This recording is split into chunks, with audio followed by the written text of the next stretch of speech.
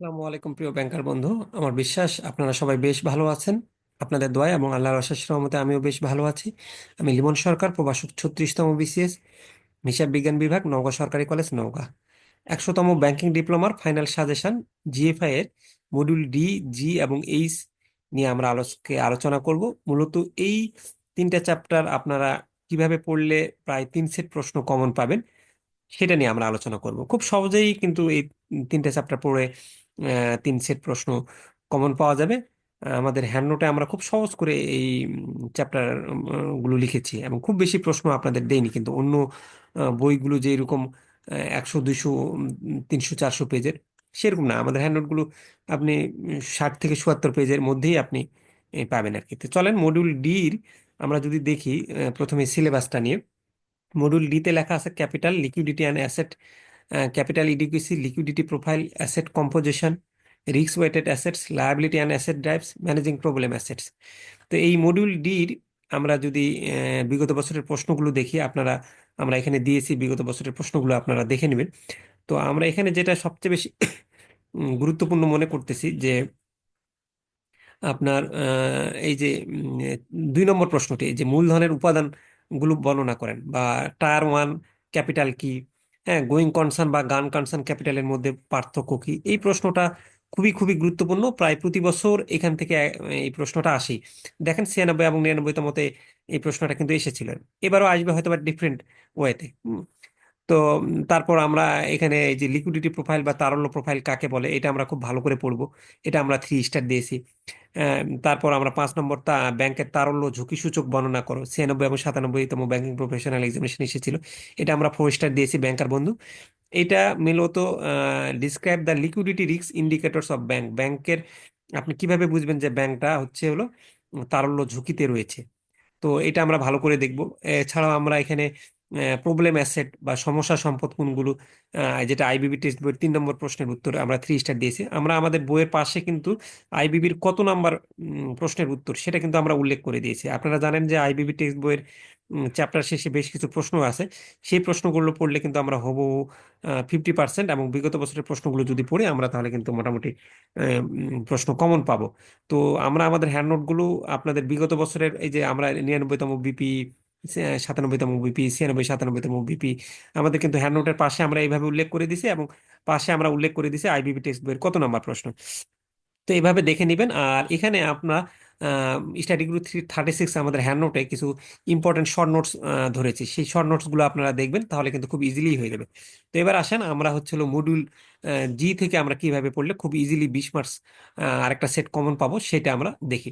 তার আগে ব্যাংকার বন্ধু, একটু আমি আপনাদেরকে আমাদের ইংলিশ ভার্সন যে হ্যান্ড নোটটা জিএফ এর, সেটা একটু দেখাই। এখানে দেখেন আমরা ইংলিশ ভার্সন হ্যান্ড নোটটার পেজ 4 থেকে শুরু করে মডিউল এজ 77 পর্যন্ত শুরু করছি, অর্থাৎ 65। আপনারা যদি আমাদের আবার এর মধ্যে আপনি 1-2টা চ্যাপ্টার কিন্তু চাইলে বাদ দিতে পারবেন। আপনারা ইউটিউবে আমাদের কিন্তু এই জিএফআই এর উপর ফাইনাল শর্ট সাজেশন ভিডিওটা যদি দেখে নেন, তাহলে কোন চ্যাপ্টারটা আগে পড়বেন এবং কোন চ্যাপ্টারটা পরে পড়বেন সেটার কিন্তু আইডিয়া পেয়ে যাবেন। তখন কিন্তু আপনি চাইলেই একটা 60 পেজের মধ্যে কিন্তু পড়ে ফেলতে পারবেন। আমরা খুব সুন্দর করে কিন্তু প্রতিটা প্রশ্ন এবং হ্যান্ড নোটটার সাজিয়েছি। দেখেন হ্যান্ড নোটের পাশে কিন্তু লিখে দিয়েছি। তো এবং এখান থেকে পড়লে ইনশাল্লাহ কিন্তু 90% প্রশ্ন কমন পাওয়া যাবে। তো যদি আপনার কম পড়েই 90% প্রশ্ন কমন পাওয়া যায়, যে ব্যাংকার আপনি তো বেশি সময় পাবেন না, সো আপনাকে কেন 300, 400 পেজের বা 200, 300 পেজের আপনি বই পড়বেন আর কি ব্যাংকার বন্ধু। তো চলেন আমরা এবার জির মূলত কোন ইম্পর্টেন্ট জিনিসগুলো সেগুলো আমরা একটু দেখি। ব্যাংকার বন্ধু, মডিউল জির বেশ কিছু বিষয় ইম্পর্টেন্ট রয়েছে। আমি একটু সেটা আপনাদেরকে দেখাতে চাচ্ছি। একটু সময় দিবেন ব্যাংকার বন্ধু।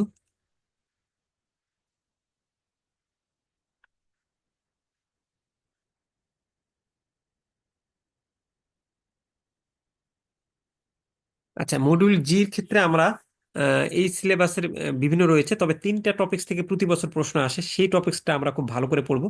একটা হলো কমপ্লেইন ম্যানেজ, এখানে অনেক কিছু রয়েছে, আমি এত কিছু আলোচনা করলাম না। মূলত কমপ্লেইন ম্যানেজমেন্টের যে টপিক্স, এই টপিক্স থেকে প্রতি বছর প্রশ্ন আসে, এটা আমরা খুব ভালো করে পড়বো। Relationship with community and CSR এবং সিভিল সোসাইটি, কমিউনিটি ডেভেলপমেন্ট বা কর্পোরেট সোশ্যাল রেসপন্সিবিলিটি, এখান থেকে প্রতি বছর টপিক আসে, এটা 3 স্টার। এবং ডিসক্লোজার অ্যান্ড ট্রান্সপারেন্সি, আপনার ডিসক্লোজার এবং ট্রান্সপারেন্সি রিলেটেড কিছু প্রশ্ন আসে, তো এটাও আমাদের 3 স্টার। হ্যাঁ, এই তিনটা থেকে টপিকস থেকে আপনি প্রশ্ন পড়লে মূলত একটা সেট প্রশ্ন কমন পাবেন। Relationship with competitors and market conduct, এটাও একটু গুরুত্বপূর্ণ, কিন্তু এবার কম্পিটিটরস এর রিলেশনশিপস নিয়ে আসছে। তো কমপ্লেন ম্যানেজমেন্টটা একটু ভালো করে পড়তে হবে। রিলেশনশিপ উইথ মিডিয়া খুব বেশি গুরুত্বপূর্ণ না, আপনারা তাও একটু পড়বেন, ছোট চ্যাপ্টার, বলা যায় না কখন কি দিয়ে দিতে পারে। আমরা বিগত বছরের প্রশ্ন দিয়ে দিয়েছি, বিগত বছরের প্রশ্নগুলো আপনারা দেখে নেবেন। এখান থেকে আমরা মূলত এই মডিউল জি থেকে এই যে আমরা আহ, আপনার 6 নম্বর প্রশ্নটা যেটা দিয়েছি, ব্যাংকার ও গ্রাহকের সম্পর্ক কেবল দেনাদার ও পাওনাদার নয়, তাদের অন্যান্য সম্পর্কও রয়েছে, সম্পর্কগুলো ব্যাখ্যা করুন। এটা কিন্তু আপনারা 4 স্টার, এটা কিন্তু ভালো করে পড়তে হবে। তারপর এই যে কাস্টমারের সাথে কিভাবে গভীর সম্পর্ক তৈরি করা যায়, এটা আমরা 2 স্টার দিয়েছি, এটাও ভালো করে পড়তে হবে। আম, অন্যগুলো আপনারা একবার একটু হলেও পয়েন্টগুলো পড়ে রাখবেন, কারণ আইবিবি কখন কি প্রশ্ন করে দেয় বলা যায় না, কিন্তু আমি যেগুলো স্টার দিয়ে বলছি সেগুলো একটু বেশি ভালো করে পড়বেন। তারপর এই যে আর্থিক প্রতিষ্ঠান কর্তৃক গ্রাহকের অভিযোগ গ্রহণে প্রাথমিক নিয়মগুলো কি কি, মানে আপনার কাস্টমারের কমপ্লেন গুলো আপনি কিভাবে করবেন, সেটা আমরা 4 স্টার দিয়েছি, 97তম বিপিএতে এসেছে। তো এরকম ভাবে আমরা বেশ কিছু প্রশ্ন দিয়েছি, এগুলো আপনারা দেখে নেবেন। আর সবার শেষে সাম ইম্পর্টেন্ট শর্ট নোটস দিয়েছি আমরা, স্টাডি গ্রুপ 36 হ্যান্ড নোটে, সেটা দেখবেন।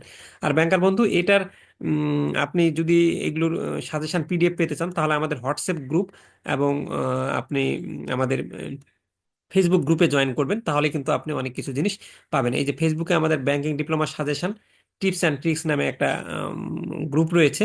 আমরা এটার গ্রুপ আপনাদের ডিসক্রিপশন বক্সেও দিয়ে দিব। আপনারা সেখান থেকে, এবং কমেন্ট বক্সেও থাকবে, সেখান থেকে কিন্তু আপনারা অ্যাড হয়ে যেতে পারবেন banking diploma suggestion tips and tricks. যদি না হতে পারেন আমাদের হোয়াটসঅ্যাপ নাম্বারে নক দেবেন, তাহলে আমরা কিন্তু করবো। এইখানে কিন্তু আমরা এই যে বিভিন্ন ধরনের শর্ট নোটস, খুব সুন্দর গুরুত্বপূর্ণ, তারপর এই যে দেখেন শর্ট নোটস দেখছেন, এই যে সাজেশন, এগুলো কিন্তু আমরা শেয়ার করি। তাহলে এই সাজেশনগুলো পাওয়ার জন্য এখানে জয়েন করবেন। এছাড়াও আমরা কিছু সাজেশন আমরা আমাদের ফেসবুক গ্রুপে জয়েন করি আর দেই, আর কিছু সাজেশন আমরা আমাদের হোয়াটসঅ্যাপে দিয়ে থাকি। তো এই হোয়াটসঅ্যাপে দেখেন, তো যদি আপনারা এই হোয়াটসঅ্যাপে আমাদের 100তম ব্যাংকিং ডিপ্লোমা জেআইবিবির স্টাডি গ্রুপ 36 এর আন্ডারে বিভিন্ন ধরনের আমরা কিন্তু সাজেশন পিডিএফ এগুলো দিয়ে রাখছি। তো এগুলো কিন্তু আপনারা ভালো করে দেখবেন, দেখলে আপনারা কিন্তু একটা ভালো আইডিয়া পাবেন ব্যাংকার বন্ধু। তো চলেন আমরা কথা না বাড়িয়ে আমরা ওই মডিউল জির যেটা ছিল সেটা নিয়ে আমরা আলোচনা করি আর কি। তো আমি মডিউল জির যে প্রশ্নগুলো বললাম এইভাবে দেখে নেবেন। আর মডিউল এইচ এর এখানে future outlook of the organisation, এখানে বেশ কিছু বিষয় রয়েছে। তো এবার আপনার এই মডিউল এইচ এর যে টপিক্সটা খুব বেশি গুরুত্বপূর্ণ, সেইটা হচ্ছে হলো আপনার আমরা হলো সাকসেশন প্ল্যানিং এবং আপ স্কিলিং থেকে কিন্তু এবার প্রশ্ন আসবে। এই যে সাকসেশন প্ল্যানিং, প্ল্যান এবং আপ স্কিলিং রিলেটেড। তো বিগত বছরের প্রশ্নগুলো আমরা দিয়ে দিছি, সেগুলো দেখবেন। মডিউল এইচ এর যেটা প্রশ্ন, এই যে একটি নতুন ব্যবসা শুরু করার পদক্ষেপগুলো কি কি, এটা আমরা 3 স্টার দিয়েছি। পিপুল প্ল্যান বা কর্মশক্তি পরিকল্পনা কাকে বলে, 2 স্টার, এটা একটা। তারপর সাকসেশন প্ল্যানিং এই যে 3 স্টার আমরা দিয়েছি। উত্তরাধিকার পরিকল্পনা 5টি ধাপ আলোচনা করো, 3 স্টার। এভাবে আমরা আমাদের প্রশ্ন কিন্তু খুব বেশি ধরি নাই, এই প্রশ্নগুলো দেখলেই কিন্তু আপনার এনাফ আর কি। আর বাইরে পড়ার ইনশাল্লাহ দরকার নাই, আর কিছু ইম্পর্টেন্ট শর্ট নোটস পড়ে নেবেন, তাহলে আপনাদের হয়ে যাবে। তো ব্যাংকার বন্ধু আজ আর নয়, আপনারা সবাই ভালো থাকবেন, হ্যাপি থাকবেন, অ্যাক্টিভ থাকবেন। আর আমাদের কিন্তু এটা বাংলা ভার্সন বইও রয়েছে, বাংলা ভার্সনও কিন্তু আমাদের এই 65 থেকে 76 পেজের মধ্যে। তো আপনাদের সকলের জীবন মঙ্গল কামনা করে আজকের ক্লাস এখানেই শেষ করছি। খুদা হাফেজ, আসসালামু আলাইকুম।